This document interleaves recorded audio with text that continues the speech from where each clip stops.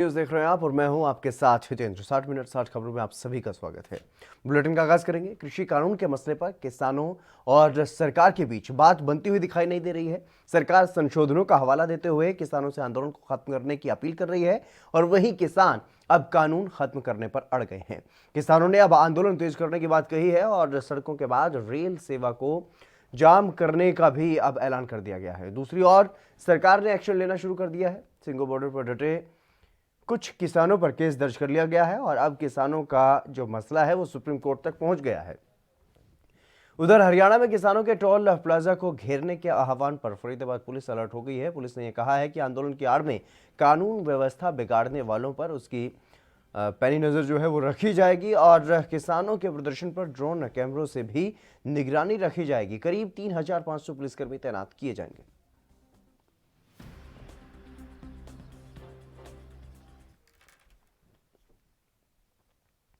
किसानों की दिल्ली जयपुर हाईवे नाकेबंदी पर केंद्रीय मंत्री गजेंद्र सिंह शेखावत ने बयान दिया है। उन्होंने ये कहा है कि दुर्भाग्यपूर्ण आह्वान है। सरकार ने बातचीत के सभी दरवाजे खोले हुए हैं। सभी प्रस्ताव बातचीत के बाद तैयार किए गए हैं।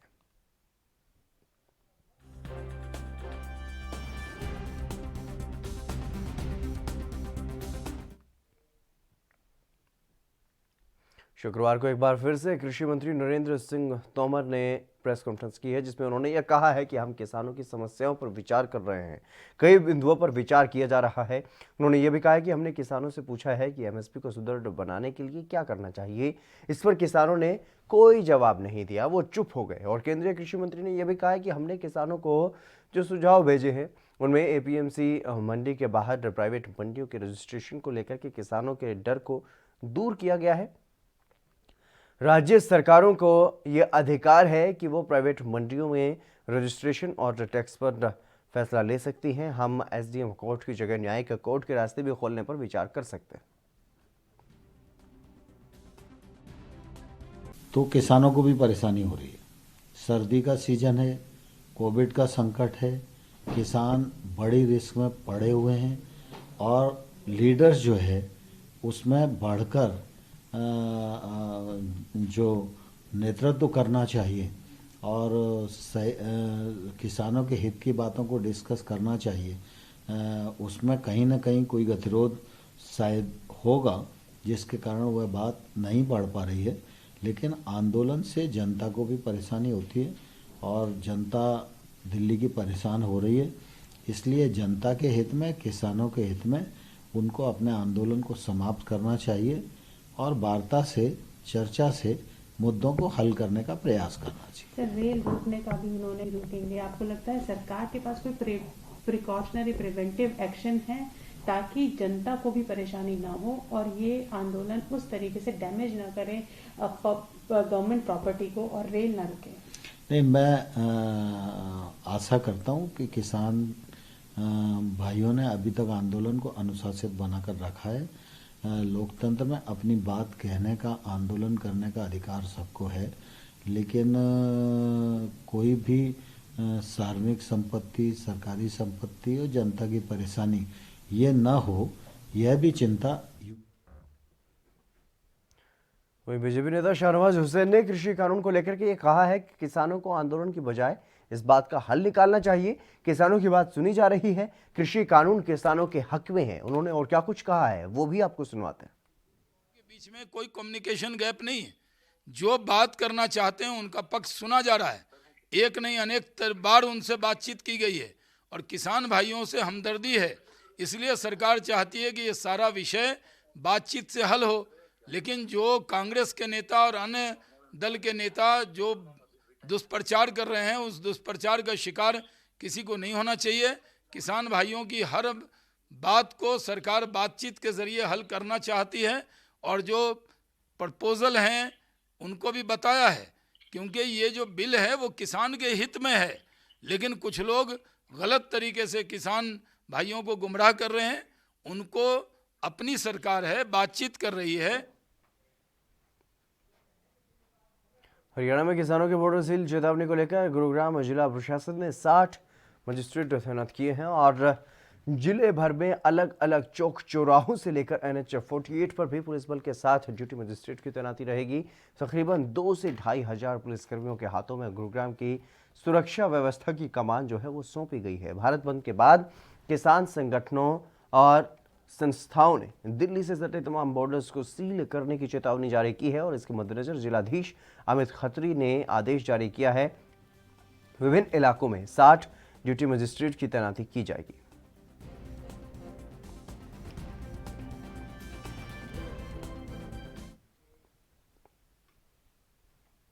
वहीं दिल्ली धरना स्थल से अपने कीमती समय देकर के आए किसान उकलाना जंक्शन पहुंचे तो किसानों ने पत्रकारों से वहां पर बातचीत की और बताया कि वो बलुरा गांव से दिल्ली धरना स्थल पर गए हुए थे और आज उनके स्थान पर 40 अन्य किसान वहां पर पहुंच चुके हैं। वो अपनी जिम्मेदारी पूरी करके कुछ समय के लिए अपने घर पर पहुंचे हैं और कुछ ही दिनों के बाद वो फिर से अपनी पारी की भूमिका निभाने के लिए दिल्ली धरने स्थल पर जाएंगे। और किसानों ने यह कहा है कि जब तक सरकार किसान विरोधी तीनों आदेशों को, तीनों कानूनों को वापस नहीं ले लेती है, किसानों का धरना प्रदर्शन ऐसे ही जारी रहेगा।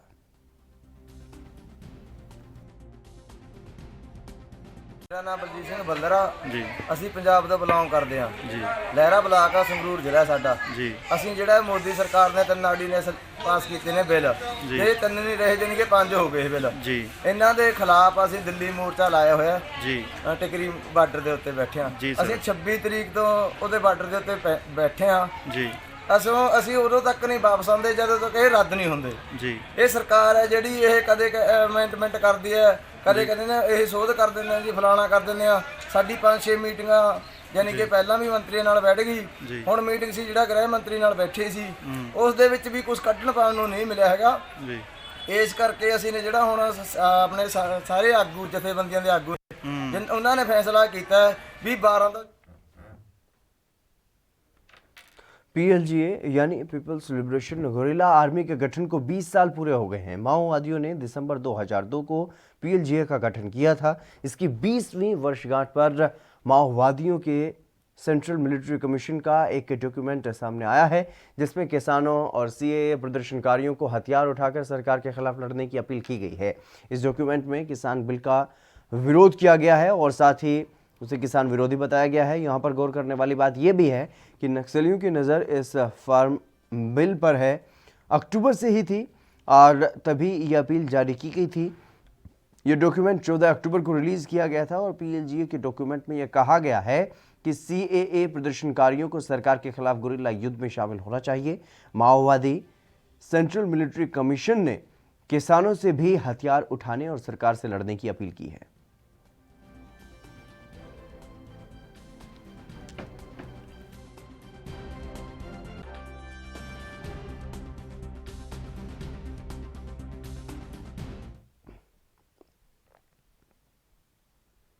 और केंद्र सरकार की ओर से लागू किए गए 3 कृषि कानूनों के विरोध में किसानों का दिल्ली कूच जारी है।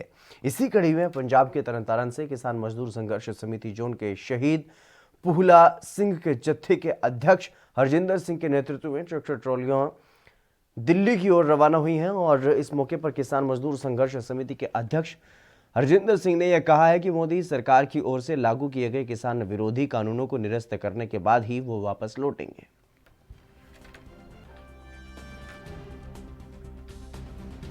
ਹਰਜਿੰਦਰ ਸਿੰਘ ਜੀ ਕਲਸੀਆਂ ਕਿੱਥੇ ਚੱਲੇ ਜੋ ਅਸੀਂ ਦਿੱਲੀ ਚੱਲੇ ਆ ਜੀ। ਕਿਸ ਚੀਜ਼ ਨੂੰ ਲੈ ਕੇ ਤੁਸੀਂ ਦਿੱਲੀ ਚੱਲੇ ਜੋ ਅਸੀਂ ਜੀ ਉਹ 3 ਆਰਡੀਨੈਂਸ ਲੈ ਕੇ ਜਿਹੜੀ ਆਪਣੀ ਸੰਘਰਸ਼ ਜਾ ਰਹੀ ਨਾ ਕਮੇਟੀ ਉਹਨਾਂ ਵੱਲੋਂ ਜਾ ਰਹੇ ਆ ਜੀ ਕਿਸਾਨ ਯੂਨੀਅਨ ਵੱਲੋਂ ਤੇ ਕਿਹੜੇ ਬਾਰਡਰ ਤੇ ਜਾ ਰਹੇ ਜੋ ਅਸੀਂ ਸਿੰਘੂ ਬਾਰਡਰ ਤੇ ਜਾ ਰਹੇ ਹਾਂ ਜੀ ਮੋਦੀ ਦਾ ਪਿੱਟ ਸਹਾਇਪਾਈ ਕਰਨ। ਦੇਖਣ ਦੇ ਵਿੱਚ ਮਿਲ ਰਿਹਾ ਹੈ ਵੀ ਜਿਹੜਾ ਕੇਂਦਰ ਸਰਕਾਰ ਵੱਲੋਂ ਜਿਹੜੇ ਆਰਡੀਨੈਂਸਾਂ ਨੂੰ ਲੈ ਕੇ ਅੜੀਅਲ ਰਵੱਈਆ ਵਰਤਿਆ ਜਾ ਰਿਹਾ ਹੈ।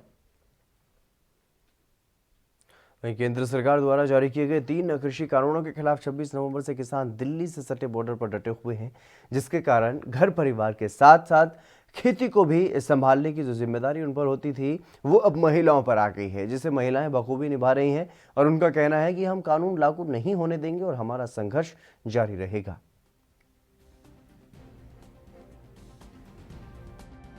मेरा हस्बैंड मेरा बेटा दूसरे घर वाला बेटा 5-6 मैंबर तो साढ़े दिल्ली धरने च चले गए जी।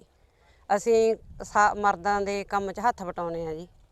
ਬਾਕੀ ਸਾਰੇ ਘਰਾਂ ਦੇ ਕੰਮ, ਪਰ ਜਿੰਨਾ ਚਿਰ ਸਾਡੇ ਸਾਰੇ ਕਾਨੂੰਨ ਵਾਪਸ ਨਹੀਂ ਹੁੰਦੇ ਉਹਨਾਂ ਚਿਰ ਅਸੀਂ ਟੇਕ ਕੇ ਨਹੀਂ ਬੈਠਾਂਗੇ। ਅੱਗੇ ਤੋਂ ਅਸੀਂ ਸੋਚ ਰਹੇ ਹਾਂ ਵੀ ਜੇ ਸਰਕਾਰ ਨੇ ਨਾ ਕੁਛ ਕੀਤਾ ਤਾਂ ਜਿਹੜੇ ਦੁਧਾਰੂ ਪਸ਼ੂ ਨੇ ਉਹ ਵੀ ਅਸੀਂ ਨਾਲ ਲੈ ਕੇ ਔਰਤਾਂ ਸਾਰੀਆਂ ਦਿੱਲੀ ਪਹੁੰਚਾਂਗੇ ਤਾਂ ਜੋ ਮੋਦੀ ਸਰਕਾਰ ਦਾ ਨੱਕ 'ਚ ਦਮ ਹੋਵੇ।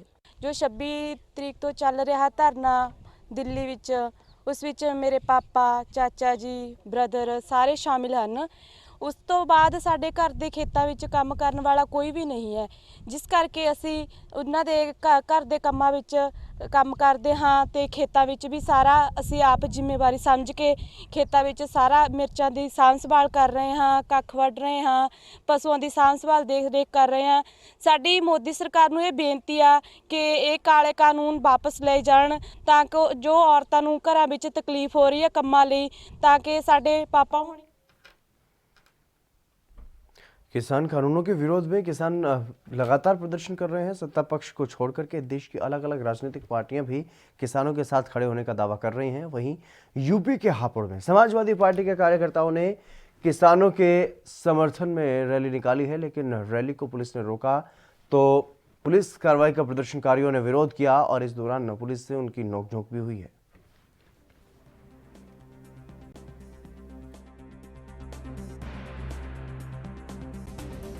बिजली के नाम पर मसूरी डांस रहा है कहीं भी, मेरी विधानसभा के अंदर ये संविदा वाले जहां भी मिले। किसान कानून के विरोध में सर्व कर्मचारी संघ और किसान संगठनों ने एकजुट होकर विरोध प्रदर्शन किया है और जिला उपायुक्तों को ज्ञापन सौंपा है। इसी कड़ी के चलते हरियाणा के फरीदाबाद में भी लघु सचिवालय पर सर्व कर्मचारी संघ और किसान संगठनों ने जोरदार प्रदर्शन किया। सर्व कर्मचारी संघ के प्रदेश अध्यक्ष सुभाष लांबा ने यह कहा है कि किसान आंदोलन का समर्थन कर रहे कर्मचारी नेताओं के घरों पर छापेमारी करवाई जा रही है और उन्हें नजरबंद किया जा रहा है ताकि वो किसान भाइयों का समर्थन ना कर सके। सर्व कर्मचारी संघ और किसान संगठन, हमारे किसान संघर्ष समिति नहर पार्क, अखिल भारतीय किसान सभा, इसके तत्वाधान में प्रदर्शन किया गया है। किसानों का 3 काले कानूनों को लेकर के पूरे देश में प्रदर्शन आंदोलन चला हुआ है। हम उस आंदोलन का समर्थन कर रहे हैं, तो जैसे ही हम उसके समर्थन में कोई कार्रवाई करते हैं तो जो फरीदाबाद की स्थानीय पुलिस है वो हमारे घरों पर छापामारी करती है, घरों में नजरबंद करती है। तो हम ये आज प्रदर्शन करके पूछ रहे हैं, और ये कोई पूरे प्रदेश का ट्रेंड नहीं है। समाजवादी पार्टी के राष्ट्रीय अध्यक्ष अखिलेश यादव ने किसान आंदोलन को लेकर बीजेपी सरकार पर हमला बोला है। उन्होंने कहा कि भाजपा सरकार पोषण करने वालों का शोषण करना बंद करे।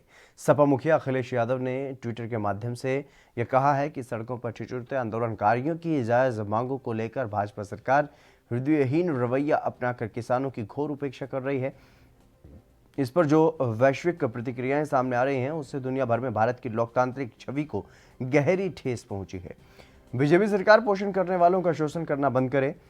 इससे पहले समाजवादी पार्टी के प्रमुख अखिलेश यादव ने शायराना अंदाज में बीजेपी सरकार पर तंज कसा। उन्होंने अपने ट्विटर हैंडल पर यह लिखा कि अपनी ज़मीन की खातिर हम माटी में जा लिपटेंगे, वो क्या हमसे निपटेंगे नहीं। अखिलेश भाजपा। और अखिलेश यादव ने एक फोटो भी शेयर की है। मालूम हो कि सोमवार को कन्नौज में होने वाले किसान यात्रा से पहले ही अखिलेश यादव को पुलिस ने लखनऊ में धारा 144 के उल्लंघन मामले में गिरफ्तार कर लिया था।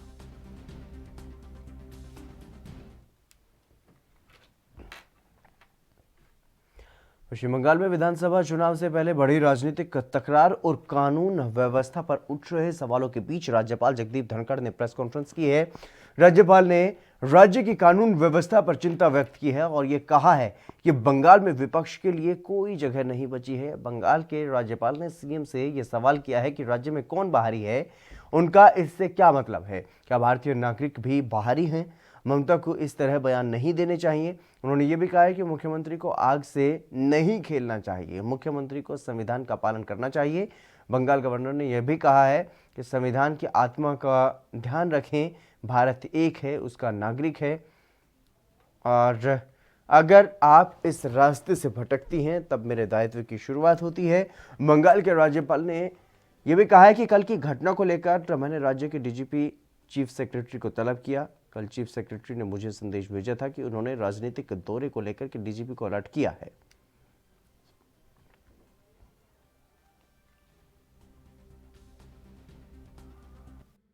भारत एक है, भारत की आत्मा एक है, भारत की नागरिकता एक है। ये जो खतरनाक खेल है, कौन बाहरी कौन अंदरूनी, आप इसको त्याग दीजिए। आपने शपथ ली है उस विधान के तहत काम करने की जिसका प्रियम्बल मैंने पढ़ा है। यदि अगर आप इस रास्ते से भटकती हैं तो मेरे दायित्व की शुरुआत होती है। मैं आपसे विनम्र प्रार्थना करता हूं, गुजारिश करता हूं, भारत के महान प्रजातांत्रिक व्यवस्था पर संविधान की भावना के विपरीत कार्य कर इस प्रकार का कदम मत उठाएं। मैं मानकर चलता हूं मेरी बात। पश्चिम बंगाल में बीजेपी के राष्ट्रीय अध्यक्ष जेपी नड्डा और वरिष्ठ नेता कैलाश विजयवर्गीय के काफिले पर हुए हमले को लेकर बीजेपी नेताओं में भारी रोष है। इसी कड़ी में मुंबई में बीजेपी ने पश्चिम बंगाल की सीएम ममता बनर्जी का पुतला फूंका और जमकर नारेबाजी भी की। इस मौके पर बीजेपी के नेता राम कदम ने ममता सरकार पर खासतौर पर हमला बोला।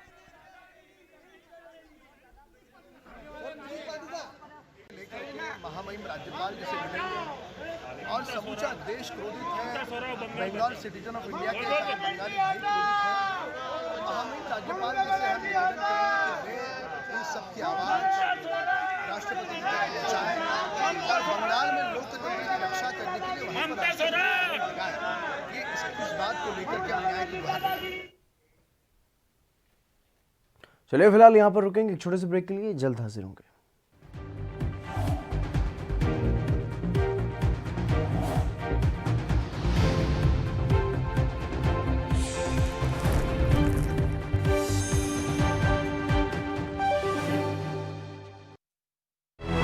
लखनऊ से लेकर चंडीगढ़ तक, मुंबई से लेकर रायपुर तक, क्या है राजनीति की हलचल, क्या है समाज का मिजाज। राजधानी लाइव, हमारी नजर, आपका फैसला, हर रोज सुबह 8 बजे सिर्फ ANP न्यूज पर। सबसे अलग अंदाज, हम बनेंगे आपकी आवाज, सवालों की धार, खबरों की बौछार, सिर्फ मेरे साथ ANP न्यूज पर।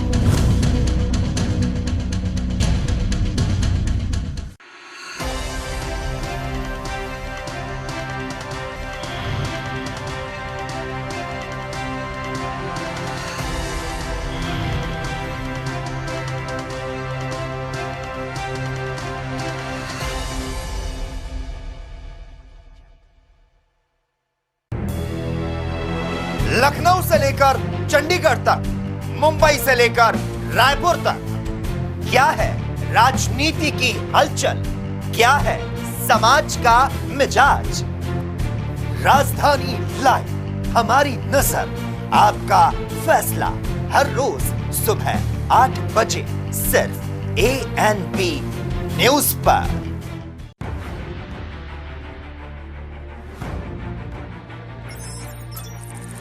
खबर चाहे सियासत की हो या सरकार की,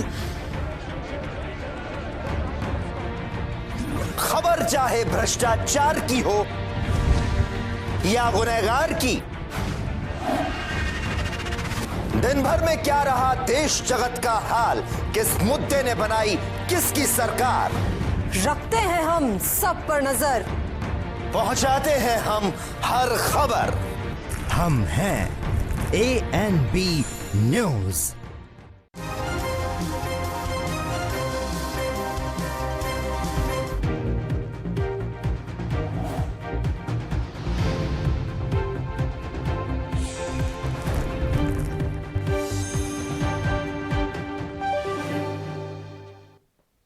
ब्रेक के बाद एक बार फिर से आप सभी का स्वागत है। खबरों में आगे बढ़ेंगे। कृषि कानूनों को लेकर किसान लगातार अड़े हुए हैं। इसी कड़ी में जिला परिषद श्री फतेहगढ़ साहिब के पूर्व चेयरमैन सरदार बलजीत सिंह भुट्टा का बयान भी सामने आया है।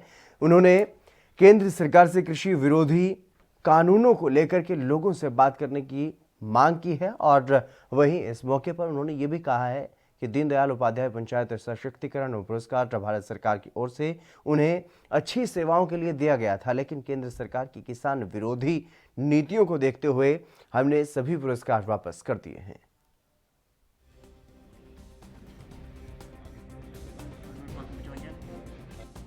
वाहिगुरू जी की फतेह। ਅੱਜ ਜ਼ਿਲ੍ਹਾ ਪ੍ਰੀਸ਼ਦ ਸ਼੍ਰੀ ਫਤਿਹਗੜ੍ਹ ਸਾਹਿਬ ਦੀ ਜੋ ਸਾਬਕਾ ਜ਼ਿਲ੍ਹਾ ਪ੍ਰੀਸ਼ਦ ਦੇ ਸਾਡੇ ਸਾਰੇ ਮੈਂਬਰ ਸਾਹਿਬਾਨ ਔਰ ਜਿੰਨੇ ਵੀ ਸਾਡੇ ਆਗੂ ਨੇ ਉਹਨਾਂ ਨੇ ਇੱਕ ਜੋ ਕੇਂਦਰ ਸਰਕਾਰ ਨੇ ਖੇਤੀ ਵਿਰੋਧੀ ਕਾਲੇ ਕਾਨੂੰਨ ਬਣਾਏ ਨੇ, ਉਹਨਾਂ ਕਾਨੂੰਨਾਂ ਦੇ ਰੋਸ ਵਜੋਂ ਅੱਜ ਸਾਰੇ ਮੈਂਬਰ ਸਾਹਿਬਾਨ ਨੇ ਜੋ ਫੈਸਲਾ ਕੀਤਾ, ਜੋ ਸਾਡੀ ਪਿਛਲੇ ਸਮੇਂ ਜ਼ਿਲ੍ਹਾ ਪ੍ਰੀਸ਼ਦ ਦੀ 2013 ਤੋਂ ਲੈ ਕੇ 2018 ਦੀ ਟਰਮ ਸੀ, ਉਹਦੇ ਵਿੱਚ ਸਾਨੂੰ 2016 ਤੋਂ 2017 ਦੇ ਵਿੱਚ ਚੰਗੀਆਂ ਸੇਵਾਵਾਂ ਦੇ ਬਦਲੇ ਜਿਹੜਾ ਦੀਨ ਦਿਆਲ ਉਪਾਧਿਆਇ ਪੰਚਾਇਤ ਸਸ਼ਕਤੀਕਰਨ ਪੁਰਸਕਾਰ ਜੋ ਦੇਸ਼ ਦੇ ਪ੍ਰਧਾਨ ਮੰਤਰੀ ਔਰ ਦੇਸ਼ ਦੇ ਪੰਚਾਇਤ ਮੰਤਰੀ ਵੱਲੋਂ ਦਿੱਤਾ ਗਿਆ ਔਰ ਉਸ ਪੁਰਸਕਾਰ ਨੂੰ ਅੱਜ ਅਸੀਂ ਸਮੂਹ ਮੈਂਬਰ ਜ਼ਿਲ੍ਹਾ ਪ੍ਰੀਸ਼ਦ, ਸਾਬਕਾ ਮੈਂਬਰ ਜ਼ਿਲ੍ਹਾ ਪ੍ਰੀਸ਼ਦ ਔਰ ਮੌਜੂਦਾ ਜ਼ਿਲ੍ਹਾ ਪ੍ਰੀਸ਼ਦ ਮੈਂਬਰ ਸਾਡੇ ਸਾਰਿਆਂ ਨੇ ਅਸੀਂ ਜਿਹੜਾ ਫੈਸਲਾ ਕਰਕੇ ਅਸੀਂ ਜਿਹੜਾ ਉਹ ਪੁਰਸਕਾਰ ਹੈ ਉਹ ਵਾਪਸ ਕੀਤਾ ਔਰ ਜੋ ਜਿਹੜੀ ਰਾਸ਼ੀ ਸਾਨੂੰ 50 ਲੱਖ ਰੁਪਏ ਉਸ ਸਮੇਂ ਇਨਾਮ ਦੀ ਮਿਲੀ, ਉਹਦੇ ਲਈ ਵੀ ਅਸੀਂ ਮੌਜੂਦਾ ਜ਼ਿਲ੍ਹਾ ਪ੍ਰੀਸ਼ਦ ਨੂੰ ਬੇਨਤੀ ਕੀਤੀ ਹੈ ਵੀ ਉਹ ਜਿਹੜੀ ਰਾਸ਼ੀ ਹੈ 50 ਲੱਖ ਰੁਪਏ ਦੀ, ਉਹ ਵੀ ਕੇਂਦਰ ਸਰਕਾਰ ਦੇ ਮੱਥੇ ਨਾ ਮਾਰੀ ਜਾਵੇ, ਉਹਨਾਂ ਨੂੰ ਵਾਪਸ ਕੀਤੀ ਜਾਵੇ ਤਾਂ ਕਿ ਜਿਹੜੇ ਸਾਡਾ ਰੋਸ ਹੈ, ਇੱਕ ਜੋ ਸਾਡੇ ਲੋਕਾਂ ਦਾ ਰੋਸ ਹੈ, ਸਾਡੀ ਜ਼ਿਲ੍ਹਾ ਪ੍ਰੀਸ਼ਦ ਦਾ ਰੋਸ ਹੈ, ਉਹ ਰੋਸ ਸਾਡੇ ਫਤਿਹਗੜ੍ਹ ਸਾਹਿਬ ਦੇ ਨਿਵਾਸੀਆਂ ਦਾ ਰੋਸ है। वहीं यूपी के बाराबंकी में बीजेपी नेता केदार बख्श सिंह ने उनके निधन के बाद उनके परिवार के प्रति सांत्वना देने प्रदेश बीजेपी अध्यक्ष स्वतंत्र देव सिंह वहां पर पहुंचे और इस दौरान स्वतंत्र देव सिंह ने यह कहा है कि ईश्वर सिंह जनसंघ से लेकर के बीजेपी तक उनके साथ रहे हैं और उनके जाने से बीजेपी पूरी की पूरी बीजेपी ही जो है वो दुखी है और ईश्वर अपने श्री चरणों में उन्हें स्थान दे, इसकी प्रार्थना वो उन्होंने की है और उनके परिवार के प्रति गहरी संवेदना व्यक्त करने आया हूं, ऐसा भी उन्होंने कहा है। वहीं मीडिया से रूबरू होते हुए स्वतंत्र देव सिंह ने तृणमूल कांग्रेस पर निशाना साधा और कहा कि बंगाल में ममता की सत्ता जा रही है और ये सब उनसे देखा नहीं जा रहा है और इसीलिए सत्ता हाथ से सरकती देख करके अब वो हिंसा पर उतर आई हैं।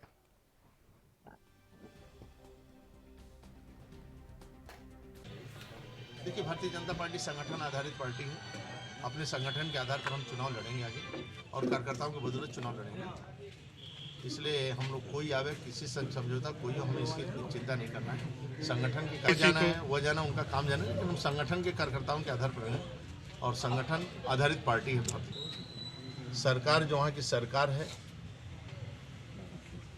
जमीन सरकती हुई नजर आ रही है, इसलिए सत्ता जो जाने का उनको गम, उस दर्द को वो सहन नहीं कर पा रहे और हिंसा पर उतर आई है। टीएमसी के गुंडे बूथ अध्यक्ष से लेकर राष्ट्रीय अध्यक्ष तक आक्रमण हो रहा है, लेकिन भारतीय जनता पार्टी के कार्यकर्ता देवतुल्य और भारतीय जनता पार्टी को अपनी मां समझता है और वो परिश्रम की पराकाष्ठा करके सत्ता भारतीय जनता पार्टी की बनेगी और गरीबों को सेवा होगा और हिंसा करने वाले। पश्चिम बंगाल के डायमंड हार्बर में बीजेपी अध्यक्ष जेपी नड्डा के काफिले पर हमला किया गया और नड्डा के बंगाल आगमन के खिलाफ प्रदर्शन कर रहे लोगों ने डायमंड हार्बर से गुजर रहे उनके काफिले को रोकने की कोशिश की। इसी दौरान पथराव भी किया गया था और इसकी बीजेपी नेता माधव भंडारी ने भी निंदा की है।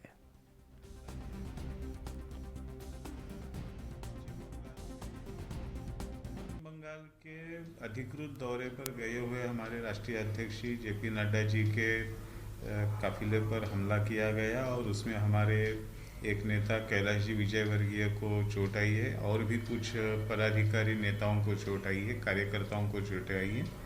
तो ये बहुत ही संगीन मामला है कि भारतीय जनता पार्टी जैसे राष्ट्रीय पार्टी के राष्ट्रीय अध्यक्ष के काफिले पर हमला किया जाता है, तो पश्चिम बंगाल में ममता बनर्जी की सरकार और ममता बनर्जी की पार्टी किस हद तक हिंसाचार पर उतर आई।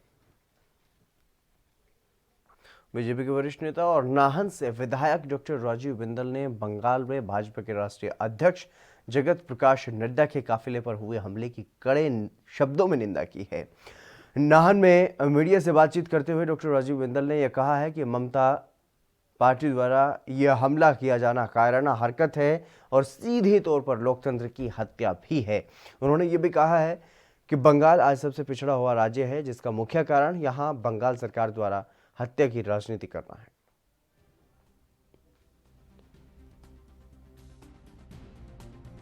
जिस तरह से और ममता जी की पार्टी के लोगों ने भारतीय जनता पार्टी के राष्ट्रीय अध्यक्ष श्री जगत प्रकाश नड्डा जी, भारतीय जनता पार्टी के राष्ट्रीय महामंत्री कैलाश विजयवर्गीय जी, भारतीय जनता पार्टी से सांसद और इनके ऊपर जानलेवा हमला किया, पथराव किया, घेराव किया, ये लोकतंत्र की हत्या है और इसकी कड़े से कड़े शब्दों में निंदा की जाती है।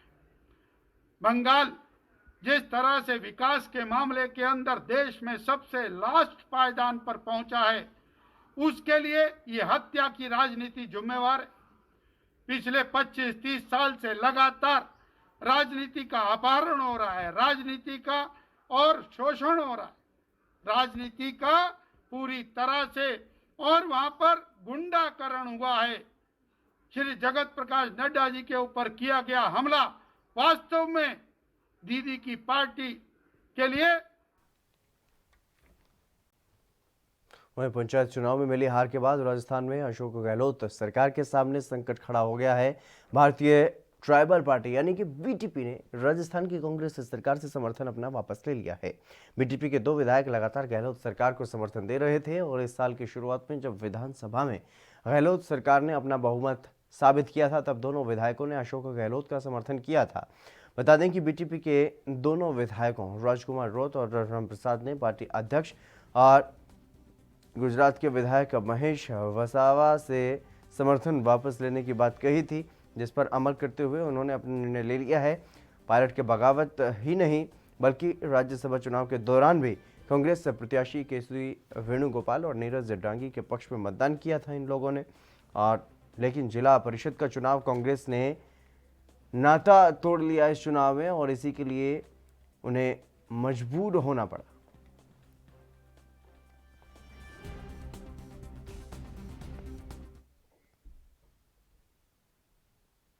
बिहार विधानसभा चुनाव में मिली करारी हार के बाद कांग्रेस बिहार में बड़ा बदलाव करने का विचार कर रही है। कांग्रेस पार्टी के आला कमान ने बिहार में पार्टी प्रभारी के तौर पर काम कर रहे शक्ति सिंह गोहिल को हार का दोषी बता दिया है और खबर है कि जल्द ही बिहार का प्रभार राहुल गांधी के बेहद करीबी रणदीप सिंह सुरजेवाला को दिया जा सकता है। बिहार के विधानसभा चुनाव में कांग्रेस पार्टी आरजेडी समेत कई पार्टियों के साथ महागठबंधन में वहां पर चुनाव लड़ी और इस चुनाव में कांग्रेस को सिर्फ 19 सीटें ही मिली हैं, जबकि बिहार में खुद पार्टी के पूर्व अध्यक्ष राहुल गांधी ने जनसभाएं की थी, रैलियां की थी। बिहार में 243 सीटों पर हुए विधानसभा चुनाव में एनडीए ने 125 सीटें हासिल कर पूर्ण बहुमत से सरकार बनाई और वहीं विपक्षी महागठबंधन को इस चुनाव में 110 सीटें ही मिल पाए।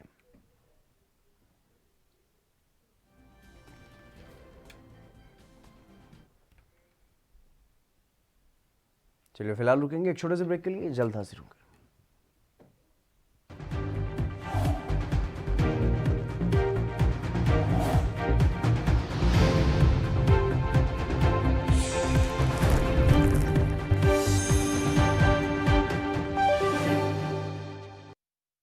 भूपेश बघेल सरकार के विकास हितैषी फैसलों से छत्तीसगढ़ नए मकाम गढ़ता जा रहा है। कोरोना संकट के बावजूद जीएसटी कलेक्शन में बढ़ोतरी, लॉकडाउन में सर्वाधिक स्टील उत्पादन का रिकॉर्ड, एमएसएमई प्रमोशन एवं डेवलपमेंट में छत्तीसगढ़ देश में नंबर 2।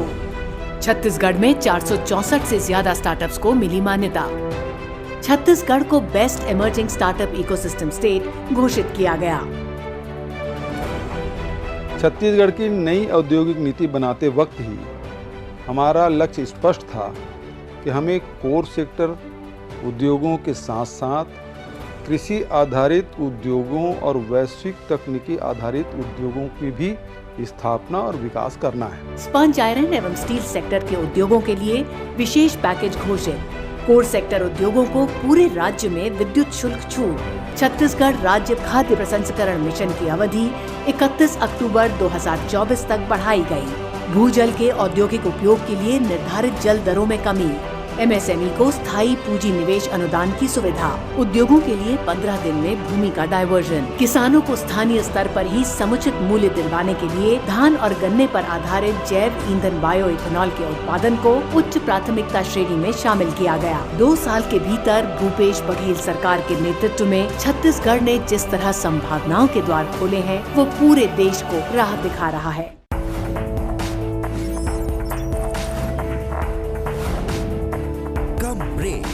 और ज्यादा खबरों के साथ देखिए ANP news in channel number पर।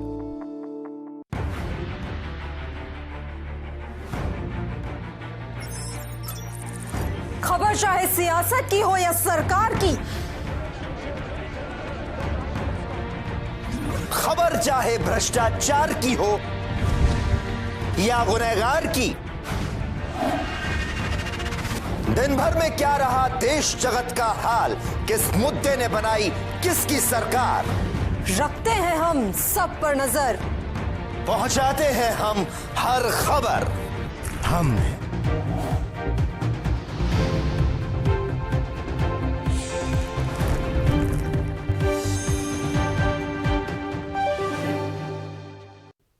ब्रेक के बाद एक बार फिर से आप सभी का स्वागत है। खबरों में आगे बढ़ेंगे। छत्तीसगढ़ के कोरिया में स्थित बैकुंठपुर में एक सभा को संबोधित करते हुए मुख्यमंत्री भूपेश बघेल ने पूर्व सीएम रमन सिंह पर निशाना साधा है। उन्होंने कहा है कि रमन सिंह प्रदेश का पूरा खजाना खाली करके गए हैं। इस विकास में हमारे बच्चे, हमारी महिलाएं, हमारे नौजवान, हमारे किसान, हमारे अनुसूचित जाति के लोग, जनजाति के लोग, वृद्ध लोग, गांव के रहने वाले लोग, शहर के रहने वाले लोग, इनके विकास की बात, कैसे इनके आय में वृद्धि हो, ये बड़ी चुनौती। जब हमको शासन मिला तो 41,000 करोड़ का कर्जा, दूसरे तरफ 40% लोग गरीबी रेखा के नीचे जीवन यापन करने वाले लोग, 41% से अधिक महिलाएं एनीमिया से पीड़ित, 37.5% बच्चे कुपोषित, ये छोड़ के गणतंत्र सिंह जी हमारे वित्त मंत्री थे। उस समय बजट 4,000 करोड़ का था। जब हम सरकार छोड़े तो 400 करोड़ रुपए खजाने में था, और 15 साल रमन सिंह जी सरकार में रहने के बाद जब छोड़े तो 41,000 करोड़ का कर्जा हम पे छोड़ के गए। और उसके बाद गरीबी, भूखमरी, अशिक्षा, ये सब चुनौतियां हमारे सामने। जैसे कि हमारे सब मंत्रीगणों ने कहा कि हमने किसानों के लिए क्या किया, आदिवासियों के लिए क्या किया, मजदूरों के लिए क्या किया, बच्चों के लिए क्या किया, उसे शिक्षक व्यवस्था के लिए क्या किए, ये सारी बातें आ चुकी है। जहां ऋण माफी की बात हो, 25 रुपये क्विंटल में धान खरीदी के प्रदेश में विपरीत परिस्थिति के बाद छत्तीसगढ़ में मंदी का कोई असर नहीं है। ट्रैक्टर की बिक्री देख लीजिए, मोटरसाइकिल की बिक्री देख लीजिए, जीप के, कार के बिक्री देख लीजिए, सोना चांदी की बिक्री देख लीजिए, कपड़े लत्ते की बिक्री देख लीजिए, जूते चप्पल के दुकानदार से आप पूछ लीजिए। पूरे प्रदेश में आज चाहे वो किसान हो, मजदूर हो, चाहे व्यापारी हो, सबके तरफ खुशहाली, हमारी सबके लिए हमने काम किया है। और यही हमारे पुरखों ने सपना देखा था, छत्तीसगढ़, संपन्न छत्तीसगढ़, समृद्ध छत्तीसगढ़, सबके आय में वृद्धि हो। ये काम चलिए बढ़ेंगे अगली खबर की तरफ। मध्य प्रदेश के सीएम शिवराज सिंह चौहान का एक बड़ा बयान सामने आया है। उन्होंने कहा है कि बांग्लादेशी बच्चियां लाई जाती हैं, उन्हें नशे की आदत लगा करके बाद में देह व्यापार में धकेल दिया जाता है। यहां ऐसी 21 बच्चियां रेस्क्यू की गई हैं और ये केवल देह व्यापार का धंधा ही नहीं है, बल्कि इसमें ड्रग्स का धंधा करने वाले लोग भी शामिल हैं। अभी तक ऐसे 9 लोग गिरफ्तार किए जा चुके हैं। बच्चियां आती है, लाई जाती है, ड्रग्स का शिकार बनाया जाता है, आदत लगाई जाती है, बाद में देह व्यापार में धकेला जाता है। यहाँ ऐसी 21 बच्चियां रेस्क्यू करके उनके जाल से बचाई है और जो आरोपी थे उनको गिरफ्तार किया है। जब आरोपियों को गिरफ्तार किया तो ये पता चला कि ये केवल देह व्यापार नहीं है, ड्रग्स का धंधा करने वाले लोग इसमें शामिल हैं। अभी तक वैसे 9 लोग गिरफ्तार हुए हैं। अलग अलग टीम भी गई है, गुजरात हो, मुंबई। वहीं जम्मू कश्मीर के नूरबाग इलाके में आतंकियों ने शुक्रवार को केंद्रीय सीआरपीएफ के शिविर पर एक ग्रेनेड फेंका और गनीमत रही कि हमले में कोई भी हताहत वहां पर नहीं हुआ है। पुलिस ने एक अधिकारी ने यह बताया है कि आतंकवादियों ने सुबह 6:40 पर शिविर में ग्रेनेड फेंका था और ग्रेनेड शिविर के बाहर फटा और इसमें एक कुत्ता भी मारा गया। इससे पहले गुरुवार को भी कुलगाम में सीआरपीएफ के जवानों को निशाना बनाते हुए आतंकियों ने ग्रेनेड हमला किया था। हालांकि इस हमले में किसी भी तरह का कोई नुकसान नहीं हुआ। बता दें कि प्रदेश में चल रहे डीडीसी चुनावों में वहां पर लोगों का काफ़ी उत्साह देखने को मिल रहा है, जिससे आतंकी संगठन बौखलाए हुए हैं। लोगों में खौफ पैदा करने के लिए और घाटी का माहौल खराब करने के लिए आतंकी इस तरह की कायराना हरकतों को अंजाम दे रहे हैं।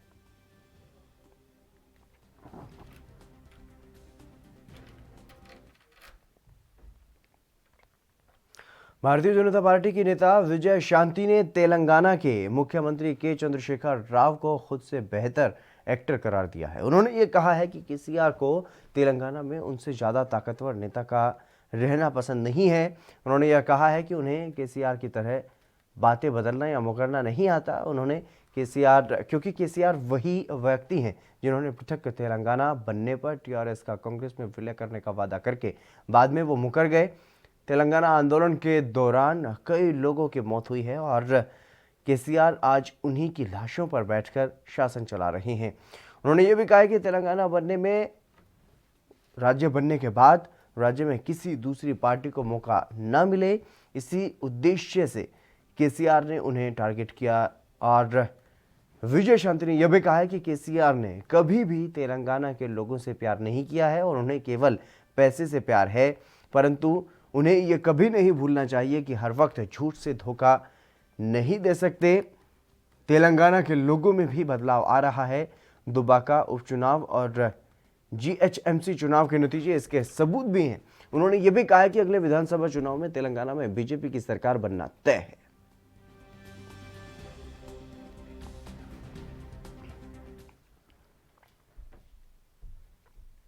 केंद्र सरकार की ओर से मेडिकल के लिए लाए जा रहे नए कानूनों के खिलाफ प्राइवेट डॉक्टर्स ने 1 दिवसीय ओपीडी बंद करके अपना रोष जताया है। इस मौके पर भटिंडा प्राइवेट डॉक्टर एसोसिएशन के प्रधान डॉक्टर विकास हाबड़ा ने ये कहा है कि केंद्र सरकार की ओर से आयुर्वेदिक और होम्योपैथिक डॉक्टर्स की उनको 70 के करीब ऑपरेशन करने की अनुमति देने के बारे में नया बिल लाया जा रहा है, जिसका विरोध करते हुए उनकी ओर से 1 दिवसीय ओपीडी बंद करके केंद्र सरकार के खिलाफ रोष जताया गया।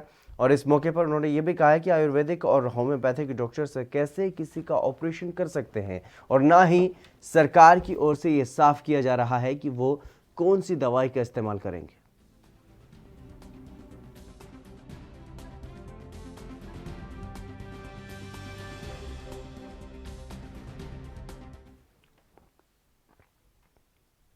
देश भर में डॉक्टर्स ने सरकार के खिलाफ विरोध प्रदर्शन किया है और सरकार के उस आदेश का विरोध किया गया है जिसमें सरकार ने आयुर्वेदिक जो डॉक्टर होते हैं उनको एक कोर्स के बाद सर्जरी करने की अनुमति दिए जाने की बात इसमें कही गई है।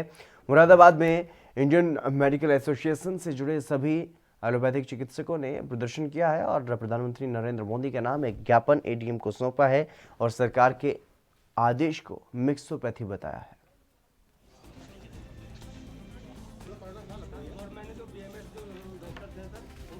हमने आज जो रैली और निकाली और जो स्ट्राइक की है वो सरकार की नीतियों के खिलाफ की है, जिसमें वो एक पद्धति की चिकित्सा को दूसरी पद्धति में मिक्स कर रही है, जिसको हमने मिक्सोपैथी का नाम दिया है। मतलब कि आयुर्वेद, यूनानी और होम्योपैथिक चिकित्सक अब कुछ समय का क्रैश कोर्स करके, कुछ समय की ट्रेनिंग लेके वो कुछ 58 तरह की शल्य चिकित्सा कर सकेंगे, जो कि हमारे यहाँ एक स्पेशलिस्ट डॉक्टर ही कर सकता है, और जो कि पूर्णतः गलत है और जनता के हित में बिल्कुल नहीं है।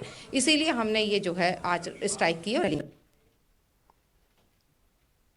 हरियाणा में भी आईएमए की तरफ से हड़ताल की गई और सभी डॉक्टर्स हड़ताल पर रहे। इस दौरान इमरजेंसी सेवाओं को छोड़कर के सभी सुविधाएं इंडियन मेडिकल एसोसिएशन ने बंद की। और जिला कैथलिक की इंडियन मेडिकल एसोसिएशन के प्रधान विनोद मित्तल का यह कहना है कि उन्होंने सरकार के सामने मेडिकल एसोसिएशन ऑफ इंडिया की सदस्यता को लेकर के कुछ मांगे रखी और जिन पर आज तक भी सरकार कोई विचार नहीं कर रही है, जिसको लेकर के तमाम इंडियन मेडिकल एसोसिएशन के सदस्य एक दिन की हड़ताल पर रहे। हमारे भाई ये ओपीडी बंद करने का आज आह्वान किया है, तो हमने सभी डॉक्टर्स ने आज कैथल में ओपीडी बंद रहेगी। इवन हमारे पास में मेडिकल सर्विसेज अटेंड करने में कोई गाइडलाइन नहीं है, परंतु being a president I have asked my doctor, भाई यू आर क्वाइट इंटेलिजेंट, यदि आप देखें कि कोई बहुत ही सीरियस नीडी है उसको आप। आंगनबाड़ी वर्कर्स हेल्पर यूनियन जिला सिरमौर ने आंगनबाड़ी कार्यकर्ताओं की कोरोना में ड्यूटी लगाने का विरोध किया और मांग की है कि आंगनबाड़ी कर्मचारियों को कोरोना ड्यूटी से जल्द मुक्त किया जाए। आंगनबाड़ी वर्कर्स हेल्पर यूनियन का यह कहना है कि आंगनबाड़ी कार्यकर्ताओं की लगातार कोरोना में ड्यूटी लगाई जा रही है, बावजूद कि उनकी सुरक्षा का कोई ख्याल नहीं रखा गया। आंगनबाड़ी कार्यकर्ताओं का ये आरोप है कि आंगनबाड़ी कार्यकर्ताओं को कोरोना से जुड़ी ट्रेनिंग नहीं दी गई, कोई भी ट्रेनिंग ऐसी नहीं दी गई और ना ही कोई इनको सुरक्षा किट दी गई है। ऐसे में बढ़ते कोरोना संक्रमण के बीच आंगनबाड़ी कार्यकर्ताओं की ड्यूटी लगाना सही नहीं है। सर, आज हमारा आंगनवाड़ी वर्कर हेल्पर्स यूनियन जिला सिरमौर का जो प्रतिनिधि मंडल है, आज डीपीओ साहब के साथ बातचीत करने के लिए जा रहा है। जो वर्तमान समय में कोरोना ड्यूटीज़ लगाई गई हैं, उनको लेकर हमारा डेलीगेशन मेन रूप से बातचीत करेगा। जैसे कि सभी को पता है कि आंगनवाड़ी वर्कर्स को ड्यूटी के लिए भेजा जा रहा है ज़बरदस्ती। उसमें ये है कि ना तो हमें कोई ट्रेनिंग दी गई है और ना ही जो सुरक्षा किट है वो भी पूर्ण रूप से फील्ड में हमारे पास नहीं है। और ऐसे समय में अगर आंगनवाड़ी वर्कर्स को फील्ड में भेजा जाता है तो उसके स्वास्थ्य के साथ ये बहुत बड़ा खिलवाड़ है। जैसे कि अभी हमारे पोंटा प्रोजेक्ट में भेड़ा वाला सर्कल जो है, वहाँ पे एक आंगनवाड़ी वर्कर जो है वो कोरोना पॉजिटिव पाई गई थी और उनकी वहाँ पे भी डेथ हो गई है। और ये सब कुछ होते हुए भी हमारे पास ना कोई सुरक्षा है, ना हमारे पास कोई ट्रेनिंग है, फिर भी हमें फील्ड में ज़बरदस्ती क्यों भेजा जा रहा है? सर, हमें कोरोना की कोई ट्रेनिंग नहीं दी गई है, ना हमारे पास कोई किट है और वैसे हमारी ड्यूटी लगाई जा रही है। इसमें हमारी पोंटा प्रोजेक्ट से एक वर्कर थी बेड़ा वाला सर्कल से, गायत्री देवी, वो भी कोरोना पॉजिटिव निकली और बाद में उसकी डेथ भी हो गई। ना ही उसको कुछ मिला है और ना ही हमें आगे के लिए सरकार की कोई ऐसी आशा है कि हमारे लिए कुछ ये अच्छा सोचेगी। ये तो एक आंगनवाड़ी वर्कर को इन्होंने एक सोशल वर्कर ऐसी देख रखा कि जहाँ देखें हमारी ड्यूटी लगा देते हैं। कोई भी किसी भी डिपार्टमेंट का काम हो हमारे आंगनवाड़ी वर्कर को सौंपा। वहीं राजस्थान के चित्तौड़गढ़ में गुरुवार को पंचायती राज चुनाव की अंतिम प्रक्रिया में उप जिला प्रमुख और उप प्रधान पद के लिए निर्वाचन की प्रक्रिया हुई, जिसमें उप जिला प्रमुख पद के लिए बीजेपी की तरफ से भूपेंद्र सिंह बड़ौली और उप प्रधान के लिए पप्पू बाई जाट ने अपना नामांकन दाखिल किया। और वहीं नामांकन दाखिल करने की तय समय सीमा समाप्त होने तक कांग्रेस की तरफ से दोनों ही पदों के लिए कोई भी नामांकन दाखिल नहीं किए जाने के बाद जिला निर्वाचन अधिकारी के शर्मा ने बीजेपी प्रत्याशियों को ही विजय घोषित कर दिया। जो पंचायती राज के काम पिछले 2 वर्षों से ठप पड़े हैं कांग्रेस राज में, उनको नए सिरे से वापस चालू कराकर पंचायती राज को मजबूत करने का प्रयास करेंगे सुरेश जी और मैं दोनों मिलकर। वैसे तो चित्तौड़ जिले के सभी क्षेत्र में हमें काम करने की आवश्यकता है, मगर जिस 2 क्षेत्र ऐसे हैं जहाँ कांग्रेस के विधायक होने से थोड़ा विकास बहुत बुरी तरह से रुका हुआ है, उस क्षेत्र यूपी के फतेहपुर जिले की पुलिस ने तमंचा फैक्ट्री का पर्दाफाश किया है। छापेमारी के दौरान पुलिस ने मौके से कारीगर समेत 3 लोगों को गिरफ्तार किया है। पकड़े गए आरोपियों से पुलिस ने 315 बोर के 7 निर्मित तमंचे, 312 बोर के 2 निर्मित तमंचे और कई अर्धनिर्मित तमंचे और हथियार बनाने का सामान भी वहां से बरामद किया है।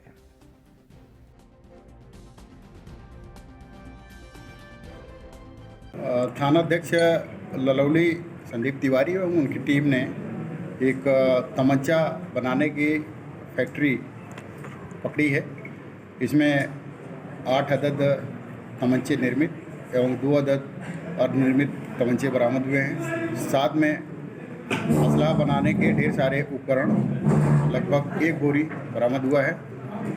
2 इसमें ऐसे हैं जिनकी क्रिमिनल हिस्ट्री है और एक जो है मास्टरमाइंड है जो बैठ करके अपने घर पे बना रहा था। घर के अंदर बड़े बड़े मशीन है, मशीनों के द्वारा बना रहा था।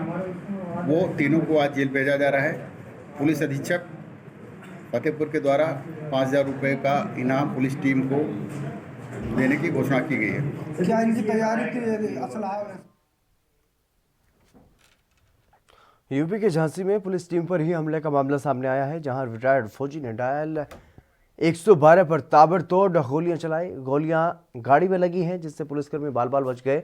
शिकायत की सूचना पर टीम वहां पर पहुंची थी, लेकिन पारिवारिक कलह के चलते रिटायर्ड फौजी ने पुलिस टीम पर ही गोलियां चला दी। रिटायर्ड फौजी ने अपनी छत से नीचे खड़ी पुलिस की गाड़ी पर कई राउंड फायर किए हैं। गोलियां चलाकर रिटायर्ड फौजी मौके से फरार हो गया है। मामला थाना प्रेम नगर के ग्वाल टोली हसारी का यह बताया जा रहा है। इसके अलावा खबर पटियाला से है। पटियाला पुलिस को वहां पर बड़ी सफलता हासिल हुई है। गांव हसनपुर के नजदीक 220 लीटर लहन बरामद किया गया है, जहां पुलिस ने आगे की कार्रवाई अब शुरू कर दी है। और इस पूरे मामले की जानकारी थाना सदर पुलिस इंचार्ज ने देते हुए बताया कि आरोपी करमजीत के पास से 220 लीटर लहन बरामद किया गया है और आरोपी से रिमांड के दौरान और भी ज्यादा जानकारी हासिल की जाएगी।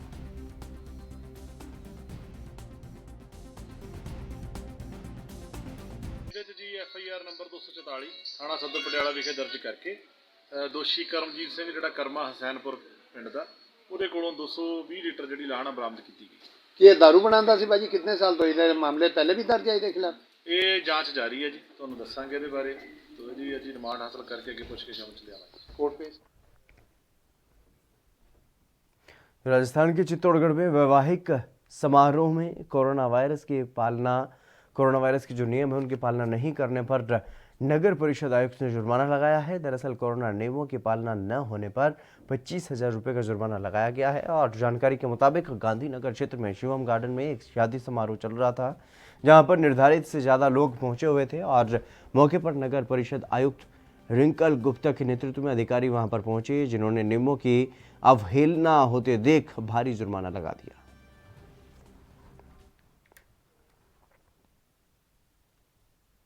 यूपी के मिर्जापुर के जिगना थाना क्षेत्र के रन्नोपट्टी गांव के पास कोहरा और तेज रफ्तार का कहर जो है वो देखने को मिला है। दरअसल कोहरे के कारण बस और कंटेनर की टक्कर हो गई। टक्कर इतनी भयानक थी कि बस में सवार 16 यात्री घायल हो गए और वहीं 6 यात्रियों की गंभीर हालत को देखते हुए उन्हें रेफर किया गया है। जिला अस्पताल के डॉक्टर के मुताबिक एक मरीज को भर्ती किया गया, बाकी मरीजों को मामूली चोटें हैं, उनका भी इलाज किया जा रहा है। लोग मिर्जापुर से लखनऊ जा रहे थे, जिगना के पास रेणु पट्टी वाली रोड पर थे हम लोग। उधर सामने से ट्रक आ रही थी, इधर बस से टक्कर हो गई, उसी में एक्सीडेंट हो गया। जितने भी यात्री थे। आप बस में थे क्या? हाँ, हम भी उसी बस में थे। क्या कैसे हुआ है?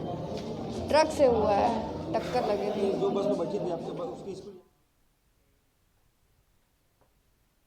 पंजाब के संगरूर में पुरानी रंजिश के चलते हत्या की वारदात को अंजाम दिया गया है। तेजधार हथियार से युवक पर हमला किया गया और लाश को जंगल में फेंक दिया गया। वहीं परिजनों ने यह आरोप लगाया है कि इस मौत के जिम्मेदार मलकीत सिंह और उनके घर के बाकी सदस्य हैं। इसके साथ ही परिजनों ने इंसाफ की मांग भी की है और फिलहाल पुलिस ने मामला दर्ज कर कार्रवाई शुरू कर दी है।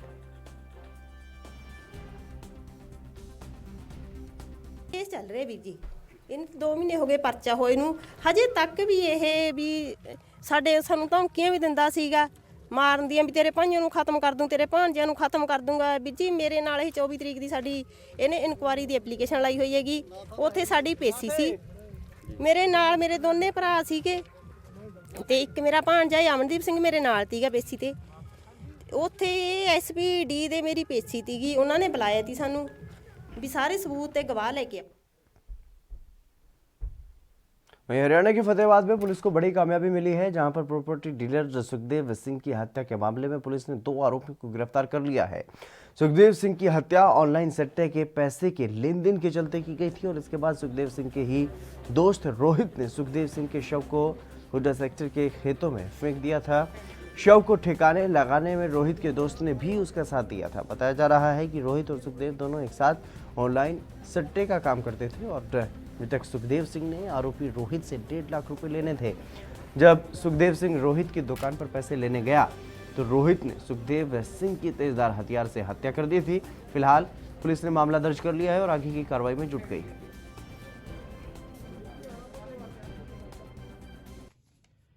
रोहित है सन ऑफ राजेंद्र सिंह, इसका दोस्त है जो सुखदेव सिंह है।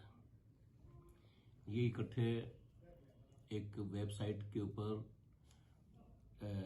सट्टे का काम किया करते हैं। जैसे ये डायमंड क्रिएटर्स कुछ इसके नाम से एक्सचेंजर, डायमंड एक्सचेंजर 9 के नाम से एक वेबसाइट थी, उसके ऊपर पैसे का लेन देन था। उस लेन देन में जब ये जो डिसीज्ड सुखदेव है ये रोहित के आरके फार्मा पे गया 23 तारीख को शाम को, तो उस समय इनके पैसे को लेकर कुछ कहासुनी हुई। तो उसमें इनकी हाथापाई में जो सुखदेव रोहित है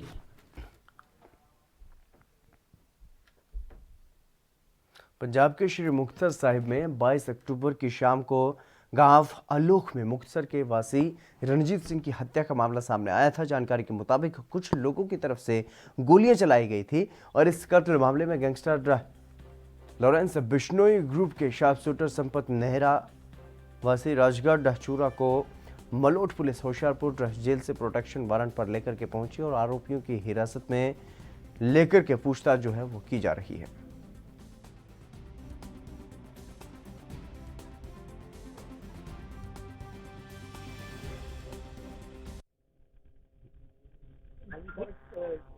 संपत नेहरा ने ये मामला किस मामले से लेके ਇਹ 172/20 ਮੁਕੱਦਮਾ ਸੀ 302 ਦਾ ਨਾਲ 25/27 ਆਰਮੀ ਐਕਟ ਸੀਗਾ ਤੇ ਰਣਜੀਤ ਉਰਫ ਰਾਣਾ ਦਾ ਕਤਲ ਹੋਇਆ ਸੀਗਾ ਤੇ ਜਿਹਨੂੰ ਗੋਲੀਆਂ ਮਾਰ ਕੇ ਪਿੰਡ ਔਲਖ ਕਤਲ ਕੀਤਾ ਗਿਆ ਸੀਗਾ। ਉਹਦੇ ਸੰਬੰਧ ਚ ਇਹਨੂੰ ਪ੍ਰੋਟੈਕਸ਼ਨ ਤੇ ਸੰਪਤ ਨਹਿਰਾ ਨੇ ਲੈ ਕੇ ਆਂਦਾ ਤੇ ਇਹਨੂੰ ਪੁੱਛਗਿੱਛ ਕਰਕੇ ਅਗਲੀ ਕਾਰਵਾਈ ਆਰੰਭ ਕੀਤੀ ਆ। ਠੀਕ ਹੈ, ਜੈਸੀ ਕਾਰਵਾਈ ਹੋਊਗੀ ਵੈਸੇ ਤਫਤੀਸ਼ ਆਉਣੀ ਚਾਹੀਦੀ ਜਾਊਗੀ। ਕਿਹੜੀ ਜੇਲ੍ਹ ਚ ਰਹਿੰਦਾ ਹੈ, ਕਿਹੜੇ ਗਰੁੱਪ ਨਾਲ ਸੰਬੰਧਿਤ? ਇਹ ਜੀ ਡਿਸਟ੍ਰਿਕਟ ਜੇਲ੍ਹ ਆਪਣਾ ਹੁਸ਼ਿਆਰਪੁਰ ਤੋਂ ਲੈ ਕੇ ਆਉਂਦੇ। ਕਿਹੜੇ ਗਰੁੱਪ ਨਾਲ ਸੰਬੰਧਿਤ? एक ग्रुप ही लास्ट नेशनल का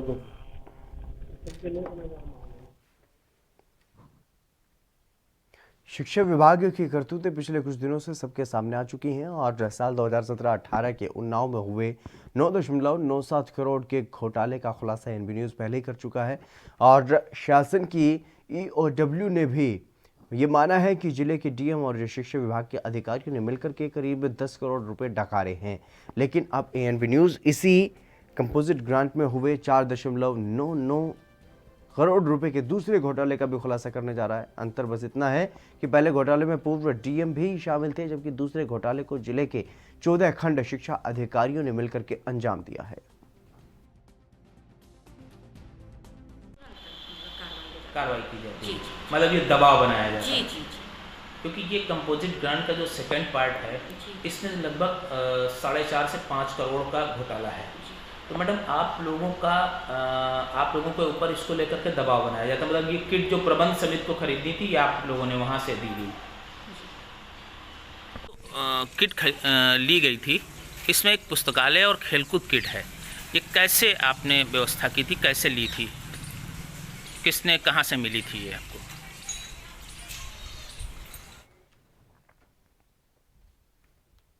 गुरुवार को सुप्रीम कोर्ट के आदेश के अनुसार महाकाल मंदिर क्षेत्र के 500 मीटर के दायरे में आने वाले तमाम अवैध अतिक्रमण हटाने के निर्देश के बाद रुद्र सागर रोड स्थित तकिया मस्जिद के आगे बनी दुकानों और छत को निगम की ओर से ध्वस्त कर दिया गया है और इसे लेकर के अराजक तत्वों की ओर से शहर का माहौल बिगाड़ने के उद्देश्य से सोशल मीडिया पर अफवाह फैलाई गई कि धरना प्रदर्शन किया जाएगा। इसके बाद देर शाम शहर काजी ने वीडियो जारी कर अफवाह का खंडन किया और कहा कि कोई धरना नहीं दिया जाएगा, सब सहमति से हुआ है। शासन ने हमारी स्वीकृति से कार्रवाई की है, लेकिन एसपी सत्येंद्र कुमार शुक्ल के आदेश के अनुसार महाकाल मंदिर क्षेत्र के आसपास भारी पुलिस फोर्स भी तैनात किया गया ताकि शहर में शांति बनी रहे।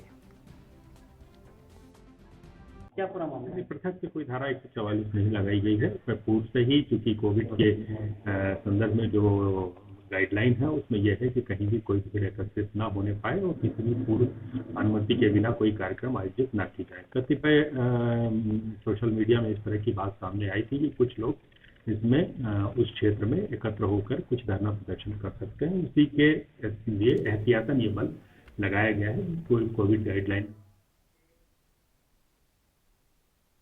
यूपी के बहराइच में तापमान गिरने के कारण जिले में ठंड का असर बढ़ने लगा है और प्रशासन ने भी असहाय लोगों को ठंड से बचाव के लिए प्रयास अब शुरू कर दिए हैं। दरअसल रोडवेज बस अड्डे पर बनाए गए रैन बसेरे का जिलाधिकारी शंभू कुमार ने निरीक्षण किया और असहाय लोगों को कंबल का वितरण भी किया गया। क्या पूरी व्यवस्थाएं की गई? देखिए, मौसम के कारण अभी टेम्परेचर डाउन हुआ है और इसमें शासन के निर्देश हैं कि किसी भी व्यक्ति को इस शीत ऋतु के कारण किसी तरह की समस्या ना हो। विशेषकर जो निराश्रित लोग हैं या किसी कारणवश शहर में आए हैं, अपने घर से दूर आए हैं, तो उनकी सुरक्षा के लिए, इस ठंडक से सुरक्षा के लिए रैन बसेरा संचालन के निर्देश हैं। साथ ही साथ जो गरीब व्यक्ति हैं उनको कंबल वितरण का निर्देश है और जो सार्वजनिक स्थल हैं जहाँ पे ज़्यादा लोगों का आना जाना होता है वहाँ पे अलाव जलाने के निर्देश हैं। इन सारे निर्देशों का पालन जनपद बहराइच में किया जा रहा है। आज मैंने निरीक्षण किया है और कुछ गरीब व्यक्ति जो बस स्टैंड पे मिले हैं, जो रिक्शा चलाते हैं या उनका साधन। चलिए, फिलहाल मेरे साथ खबरों में बस इतना ही। दीजिए इजाजत, नमस्कार।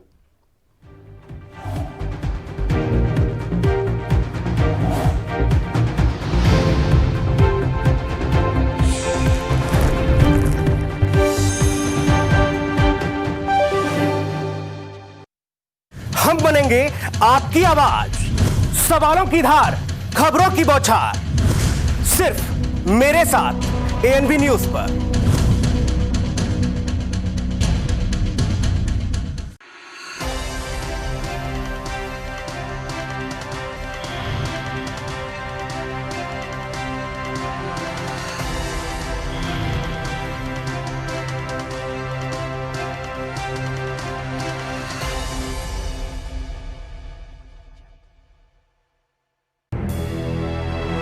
लखनऊ से लेकर चंडीगढ़ तक, मुंबई से लेकर रायपुर तक, क्या है राजनीति की हलचल, क्या है समाज का मिजाज। राजधानी लाइव, हमारी नजर, आपका फैसला, हर रोज सुबह 8 बजे सिर्फ एएनबी न्यूज पर।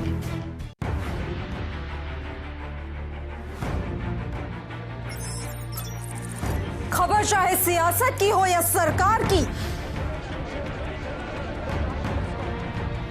खबर चाहे भ्रष्टाचार की हो या गुनहगार की, दिन भर में क्या रहा देश जगत का हाल, किस मुद्दे ने बनाई किसकी सरकार, रखते हैं हम सब पर नजर, पहुंचाते हैं हम हर खबर। हम हैं एएनबी न्यूज।